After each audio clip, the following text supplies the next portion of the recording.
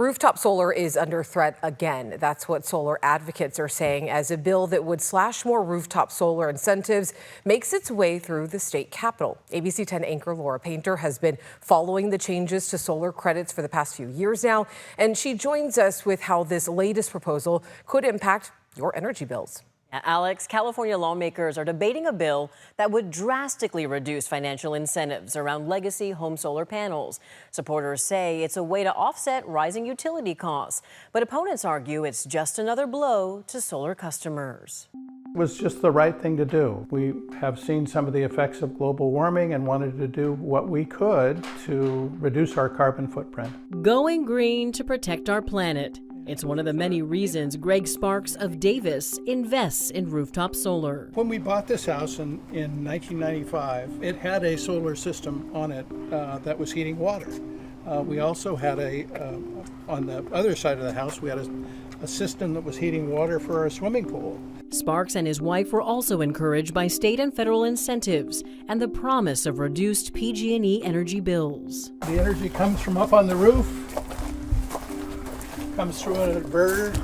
This is an emergency shutoff, and this is our meter. In 2015, he says they added 24 panels on their roof to power their home and electric car, costing them thousands of dollars, which they've paid off in full. We're really happy with the system. But the return on their investment could all change. California lawmakers are debating a new bill, AB 942, that could drastically reduce rooftop solar panel incentives. Supporters say it's a way to offset rising utility costs, but opponents argue it's just another blow to solar. What this bill would do is it would retroactively change the contract and break contracts on solar consumers, making their rooftop solar system significantly less valuable, make it so it doesn't save them on their monthly utility bill. Depending on when solar customers put solar panels on their property, their credits for selling power back to the grid with utilities like PG&E fall either under NEM 1, 2, or 3. NEM stands for Net Energy Metering. This is a summary of the net energy metering charges, and so this is a monthly summary, so it shows by month whether we generated more electricity or used more electricity than we generated. Have you guys noticed a significant change in what you're paying for energy, since you've gotten solar? Yeah, we now just have to maintain that system. Greg falls under NEM 2. NEM 1 was created in 1996. It applies to customers who connected to the grid during or before July 2017. They receive credits at the retail rate of their electricity. NEM 2 was introduced in 2016 and replaced NEM 1. It allows solar customers to sell back to the grid at the retail rate, but with fees and time of use rates tacked on to bills. NEM 3 took effect in April 2023. It gives solar users about 75 to 80% less for the power that is sold back to the grid. Fees and rates also apply. AB 942's author, Assemblymember Lisa Calderon, says there's a financial gap between solar and non-solar customers. Solar subsidies are no longer fair and have led to a cost shift onto non-solar customers to ensure the grid is maintained. The cost shift amounted to $8.5 billion in last year alone, and it's expected to increase each year in future years.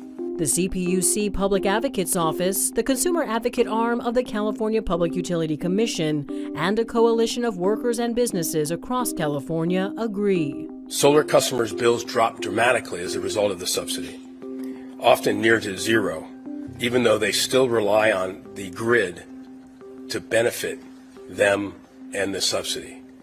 Those customers need to pay their fair share. Right now, more than 2 million homeowners in California have rooftop solar panels. Solar advocates argue this bill, if passed, would impact home values. Don't break solar contracts! For months, opponents of AB 942 have gathered at the state capitol. When you have solar in your home and you need to sell your home, the solar adds value to your home. The new buyer gets value from that and it'll increase the sale price. With this bill, that no longer happens. So you need to eat the cost if you sell your home, if you haven't gotten the full 20 years of value from those solar panels. and it can add up to tens of thousands of dollars. AB 942 initially proposed ending net energy metering contracts after 10 years, rather than the 20-year period some solar customers have right now.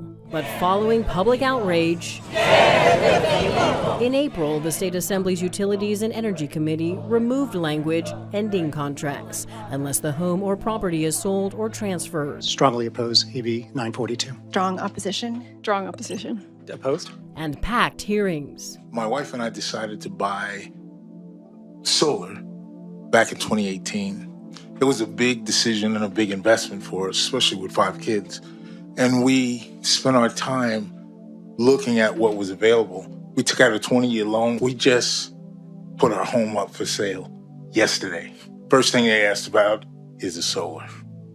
It's going to reduce the value of my home if something like this is passed. I will have to pay it off or lower the price of the house. Good evening. Greg Sparks. I'm a citizen of Davis, and I strongly oppose the bill. I had to ask the question, what's going on here? I don't understand. Why would you oppose solar? It's my belief that, in fact, PG&E would like to have a monopoly. They would just as soon not have any solar out there that they don't control. Greg, if you could ask one question to the author of this bill, what would you ask? How did it come about that you're authoring this bill? Was it because that you have friends at Southern California Edison? I took that question to Assemblymember Calderon, a former government affairs manager at Edison International. What is your response to your critics who say you've only written this bill because of the influence from your background with big energy and their contributions to your political career? Well, I would say that, first of all, I've worked for my constituents in the 56th Assembly District for 5 years. I don't think there's a conflict because I didn't write this bill for any utilities or IOUs. They're not the sponsors of my bill.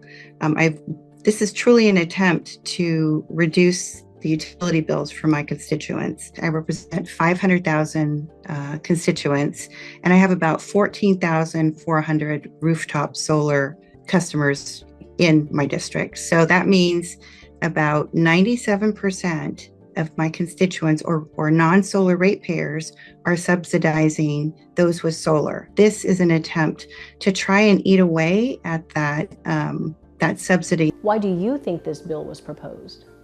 They were looking for a scapegoat. PG&E is on the hot seat for increasing rates. Any PG&E customer is feeling the pinch, and they wanted to find somebody that they said that's the problem. What would you like to see moving forward with this bill? Well, I'd like the bill killed, and I'd like to see the PUC acting as an advocate for consumers. Assemblymember Calderon's office says they are further amending this bill to exempt public schools and the agricultural industry. This bill's now headed to the state Senate for a vote after the Assembly approved it last week. And Laura, what did PG&E have to say about this bill? Yeah, Alex, I reached out to PG&E, who sent us this statement saying in part, quote, "We share lawmakers' commitment to reducing energy bills for utility customers. AB 942 represents a fair and balanced approach to update California's rooftop solar subsidies while preserving the shared commitment to delivering clean and affordable energy." I've been following the recent changes to solar in California. You can see those stories streaming now on the ABC 10 Plus TV streaming app.